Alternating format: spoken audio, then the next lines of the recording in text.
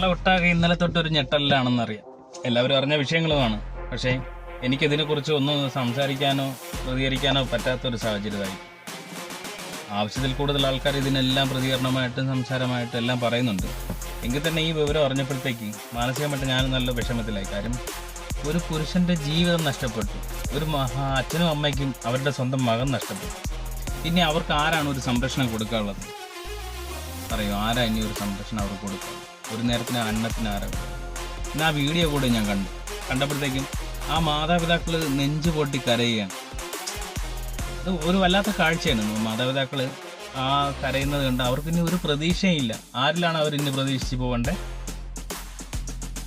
ഈ ചെയ്ത ഈ നായിൻ്റെ മോള് എവളുടെ തന്ത വരുമോ അവരെ സഹായിക്കാനായിട്ട്? വരില്ല. ഇവളെ കൊണ്ടൊക്കെ പറ്റുമോ?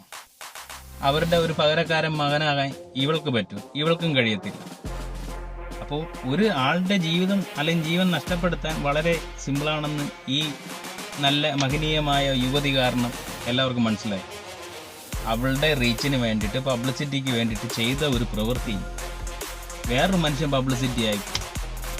37 വയസ്സുകാരനായ ദീപക് ഫേമസ് ആയി.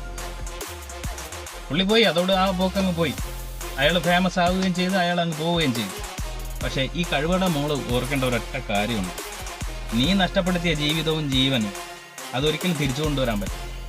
ഇനി നിന്നെ ഓർത്ത് നിന്റെ മാതാപിതാക്കൾ ഇനി ആരുടെ മുന്നിലല്ല, ആരുടെയൊക്കെ മുന്നിൽ നാണം കെടാനും അപമാനപ്പെടാനും ഇനി നാശത്തിലോട്ട് പോവാനും വഴിയൊരുക്കി നീ തന്നെ കൊടുക്കും. ആ മാതാപിതാക്കൾക്കും നീ കൊടുക്കേണ്ട എല്ലാ ട്രോഫിയും കൊടുത്തു കഴിഞ്ഞു. എങ്ങനെ തോന്നുന്നു നിനക്കൊക്കെ ഒരു മറ്റുള്ള ഒരാളുടെ ജീവിതം വെച്ച് കളിക്കാൻ? ഈ കാണുന്ന കേൾക്കുന്നതും എല്ലാ സ്ത്രീയൊക്കെ ഉള്ളതാണ്. അവരായിട്ട് ഉള്ള സ്ത്രീകളുണ്ട്, മാന്യമായിട്ട് നല്ല ക്രിയേറ്റീവ് വീഡിയോകൾ ചെയ്യുന്നത്, നല്ല കണ്ടന്റ് കണ്ടെത്തി അവരെ ഇൻസ്റ്റാഗ്രാമിലോ ഫേസ്ബുക്കിലോ യൂട്യൂബിലോ ചെയ്യുന്ന ഒരുപാട് ആൾക്കാരുണ്ട്. അവർ സ്വയമേ അവരുടെ ടാലന്റ് അവർ കണ്ടെത്തി, അല്ലെങ്കിൽ ടാലന്റ് ഇല്ലാത്തവരായിക്കോട്ടെ, അവർ ഓരോ കണ്ടന്റ് കണ്ടെത്തി അവർ റീച്ചിന് വേണ്ടിയിട്ട് അവരുടെ രീതിയിൽ ചെയ്യുന്നു. നിനക്കൊന്നും അത്തരം കാര്യങ്ങൾ, അവനവൻ്റെ ശരീരത്തെ പ്രദർശിപ്പിച്ചുള്ള ഒരു അവതരണ ശൈലി അത് നല്ലതെന്ന് ഒരു ആണുങ്ങളും പറയില്ല, അല്ലെങ്കിൽ ഒരു സ്ത്രീകളും പറയത്തില്ല, ഒരു അമ്മമാരും പറയില്ല, ഒരു അച്ഛന്മാരും പറയത്തില്ല. പക്ഷേ സ്വന്തം ശരീരത്തെ പിടിക്കുന്നു അല്ലെങ്കിൽ തട്ടുന്നു എന്നുള്ളൊരു വ്യാഖ്യാനത്തിൽ ഒരു വീഡിയോ എടുത്ത് ചെയ്യുമ്പോൾ നീ നല്ലവളാണെങ്കിലോ നീ നല്ലത് ചെയ്യുന്നുണ്ടെങ്കിലോ നീ ചെയ്യേണ്ട ഒരൊറ്റ കാര്യം ഉണ്ടായിരുന്നു. ഇച്ചിരി ഡിസ്റ്റൻസ് ഇട്ട് മാറി നിന്നിട്ട് വീഡിയോ ചെയ്യാം. അപ്പോൾ ഈ ദീപക് എന്ന് പറയുന്ന വ്യക്തി തന്നോട് മോശമായിട്ട് പ്രതികരിച്ചോ അല്ലെങ്കിൽ അങ്ങനെ കാണിച്ചുകൊണ്ടിരിക്കുന്ന ഒരു വ്യക്തിയാണെന്നുണ്ടെങ്കിൽ അയാൾ തൻ്റെ അടുത്തോട്ട് വരുമായിരുന്നു. നീ അയാളുടെ അടുത്തേക്ക് പോയി നിന്നാണ് ഈ പ്രദർശനം ഈ വീഡിയോ എല്ലാം പങ്കുവച്ചത്. പക്ഷേ ആ ചെയ്തത് ഒരിക്കലും